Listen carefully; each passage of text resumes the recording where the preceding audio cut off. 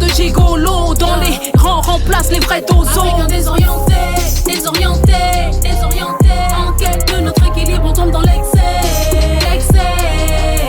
On est les victimes, mais on nous fait des procès, on nous fait des procès, procès. On veut s'en sortir, mais on retombe dans l'excès. On est prisonniers, Africains désorientés, désorientés, désorientés. En quête de notre équilibre, on tombe dans l'excès, l'excès. Salutations voyageurs, salutations voyageuses et bienvenue sur Le Voyage Conté, la chaîne qui vous fait explorer la culture noire à travers contes, légendes, histoires et épopées. Aujourd'hui, j'ai envie de lancer quelque chose de nouveau, de lancer quelque chose de meilleur. Et pour ça, j'aurai besoin de vous. Nous allons thématiser certaines périodes de l'année sur le voyage conté. Pourquoi thématiser? Pour tout simplement rendre utile, encore plus que ça ne l'est maintenant, ce qu'on fait ici. Aujourd'hui, je n'ai pas de livre. Aujourd'hui, je vais vous raconter une histoire que j'ai imaginée moi-même. Une histoire qui introduira le premier thème de la série. Aussi, j'espère que dans la barre de commentaires de cette vidéo, vous, voyageurs, ou vous qui n'êtes pas encore voyageurs, eh bien, vous me direz les thèmes que vous avez envie de voir abordés sur le voyage conté.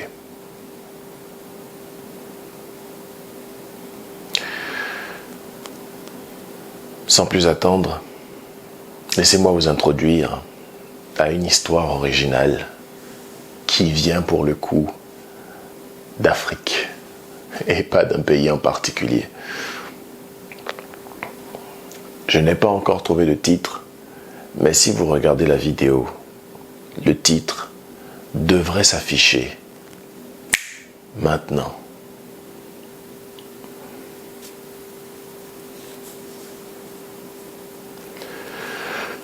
Il était une fois, dans un village lointain, très lointain d'ici, un homme. Un jeune homme qui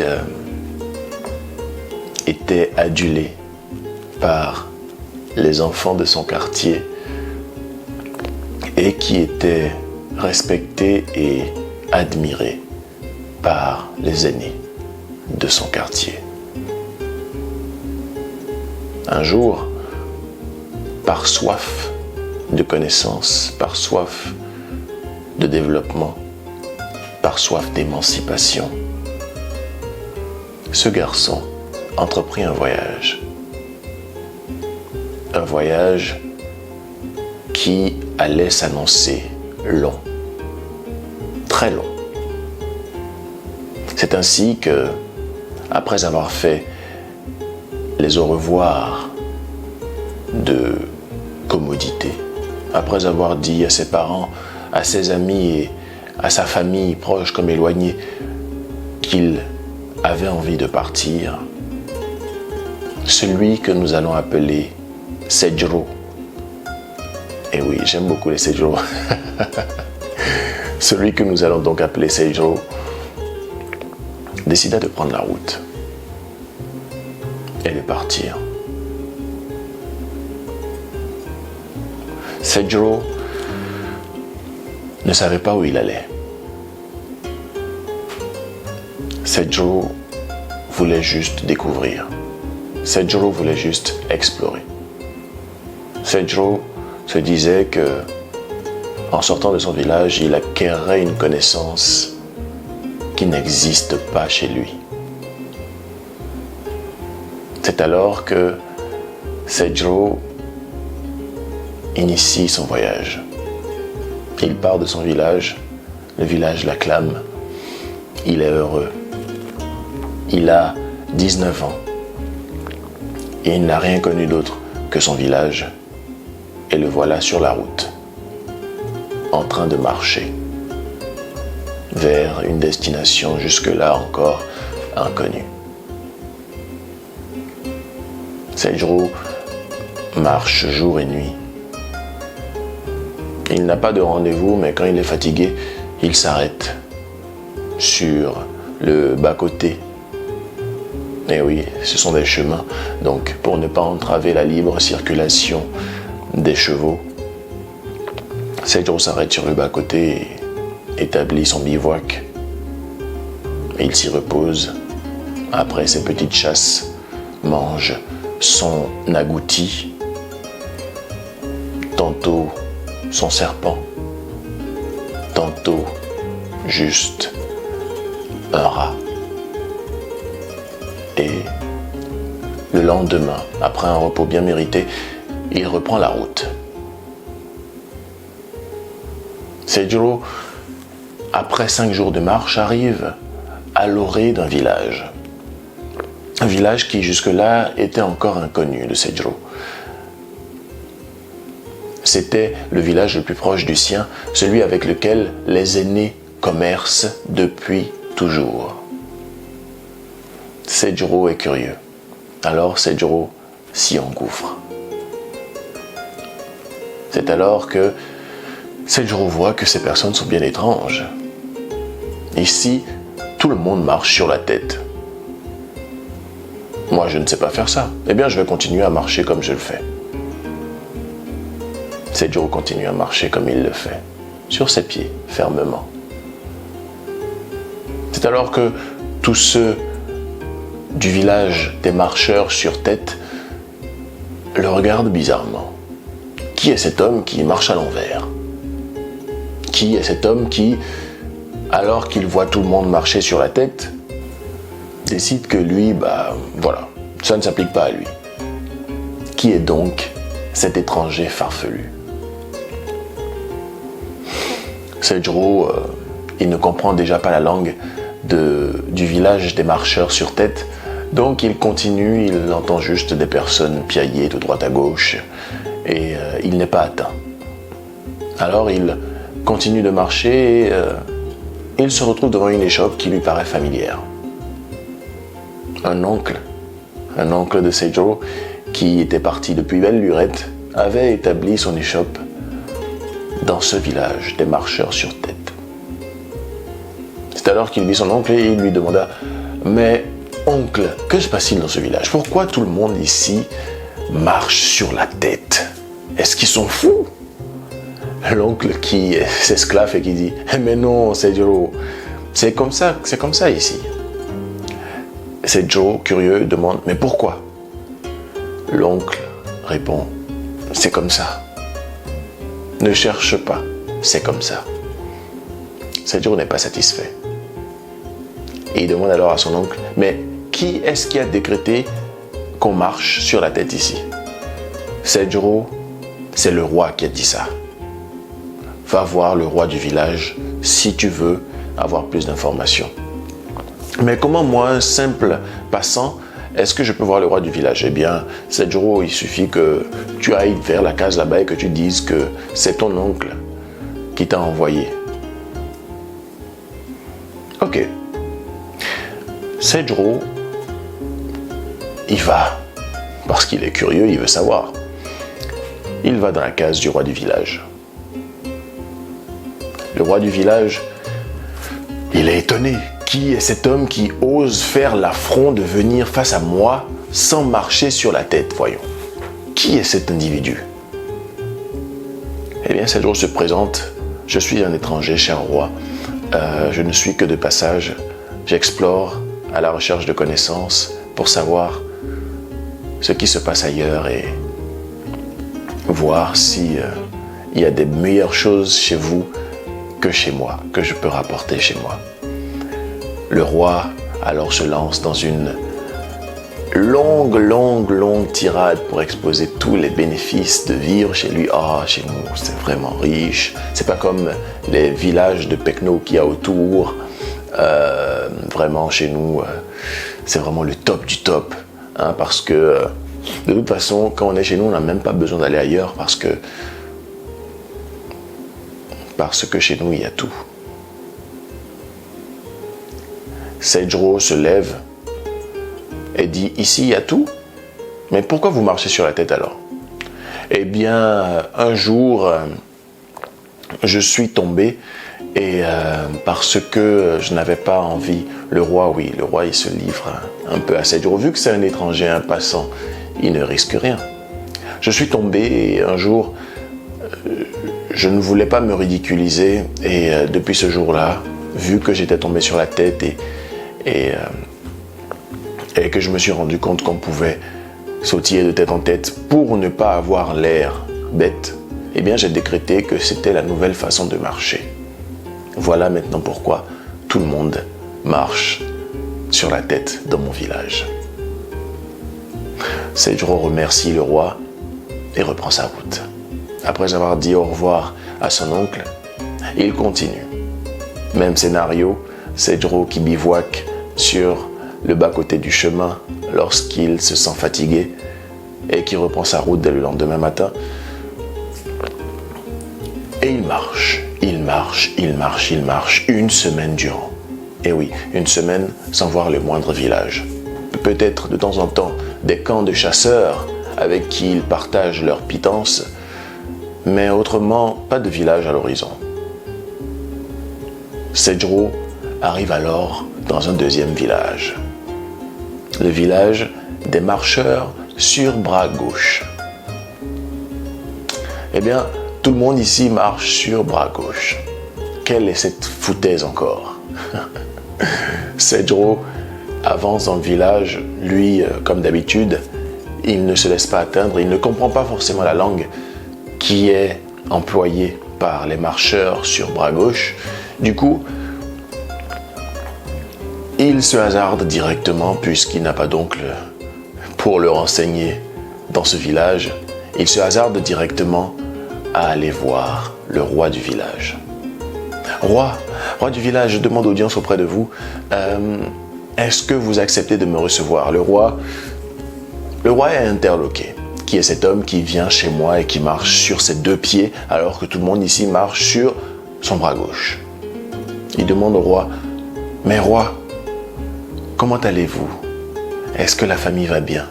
Tout le monde va bien, le roi, oui, il s'épand, oui, tout le monde va bien et tout ça. Qu'est-ce que je peux faire pour toi, jeune homme? Il explique qui il est au roi et ensuite il pose la question. Roi, pourquoi tout le monde marche ici sur le bras gauche?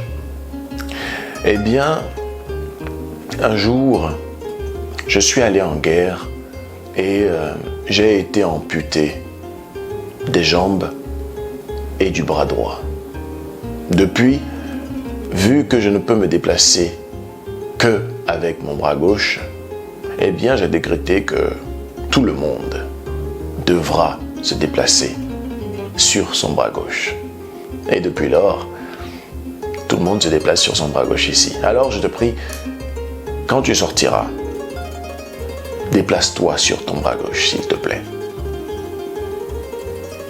Sedgro entend le roi. Merci, roi.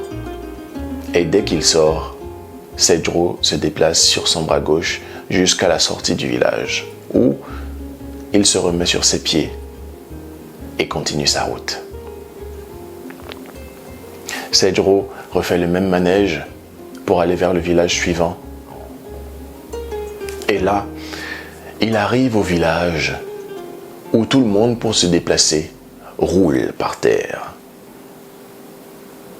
C'est alors que, avant même d'entrer dans le village, le roi, qui a reçu des messagers des deux autres villages, attendait Sedgro. Ce roi-là ordonna, avant que Sedgro ne vienne dans le village, avec l'aide de ses soldats, à Sedgro, pour se déplacer dans son village, de rouler par terre. Sedgro n'avait pas le choix. Il voulait entrer dans le village. Du coup, Sedgro dut obéir. Il se mit à rouler. Il roula, il roula, il roula et à un moment il eut la tête qui tourne. Cedro alors se cogna la tête et oublia. Parce que oui, il s'est cogné la tête vraiment vraiment fort. Du coup il oublia qui il est, qu'est-ce qu'il faisait, pourquoi il était là. Et Cedro, jeune homme de 19 ans qui voyageait pour trouver les merveilles des autres villages et des autres contrées qu'il ne connaissait pas, est aujourd'hui Cedro, parce que oui, son nom est resté parce que tout le monde l'appelle comme ça. Ce nouveau villageois du village des roules par terre qui, comme tous les autres, roule par terre pour se déplacer, qui ne sait plus comment utiliser ses jambes, qui ne sait plus où est-ce qu'il va. C'est alors que des années plus tard, un autre des jeunes qui admiraient Cedro vint dans le village des roules par terre et il vit Cedro. Aussitôt, dans la tête de Cedro, des flashbacks revinrent.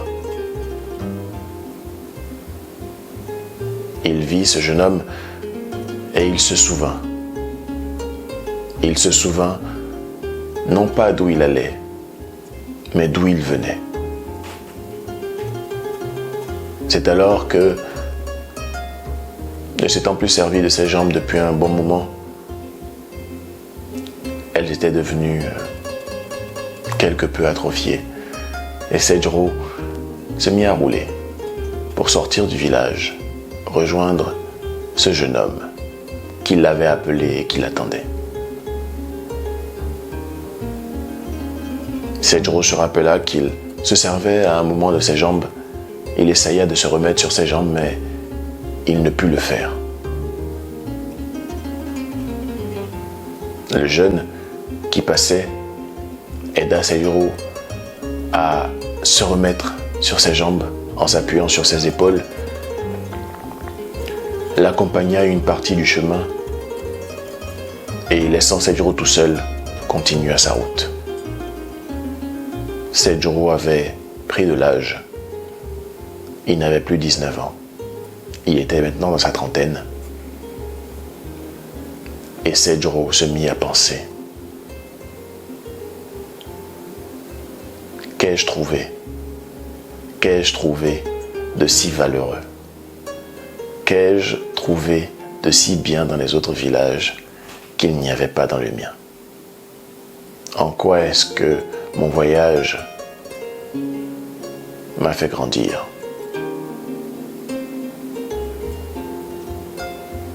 Aussi, Cedro,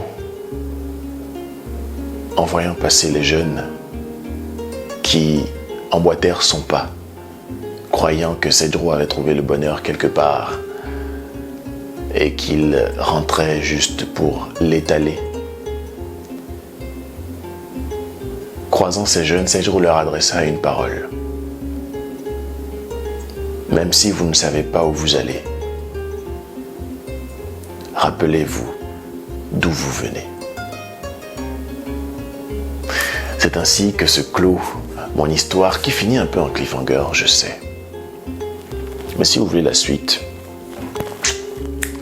il va falloir me dire dans les commentaires. Les aventures de Cedro, une invention de Vidianaï. Donc, si vous voulez la suite, dites-moi en commentaire. Qu'est-ce que je voulais dire d'autre? Ça introduit le thème. Le thème qui va être abordé pour un bon moment sur cette chaîne, ça va être les richesses de chez nous qu'on ignore. Alors, n'hésitez pas. N'hésitez pas à me contacter si vous avez quoi que ce soit de chez nous que vous voulez faire valoir. N'hésitez pas à me contacter sur mes réseaux. Tous mes réseaux sont en barre de description. Ouais, tous sont en barre de description, donc je vous y attends. Et aussi, qu'est-ce que je voulais dire d'autre? Vous avez encore 2-3 jours, il me semble, pour envoyer vos vidéos si vous voulez gagner le livre Contes et légendes du Bénin. Donc, dernière chance pour gagner le livre. Les inscriptions au concours se finissent à la fin du mois de septembre 2020. Alors, je vous y attends, tous. Ceci signe mon grand retour sur les réseaux sociaux. J'espère être un peu plus constant dans mes publications. Et je vous retrouve ce soir pour un live, un arbre à palabres.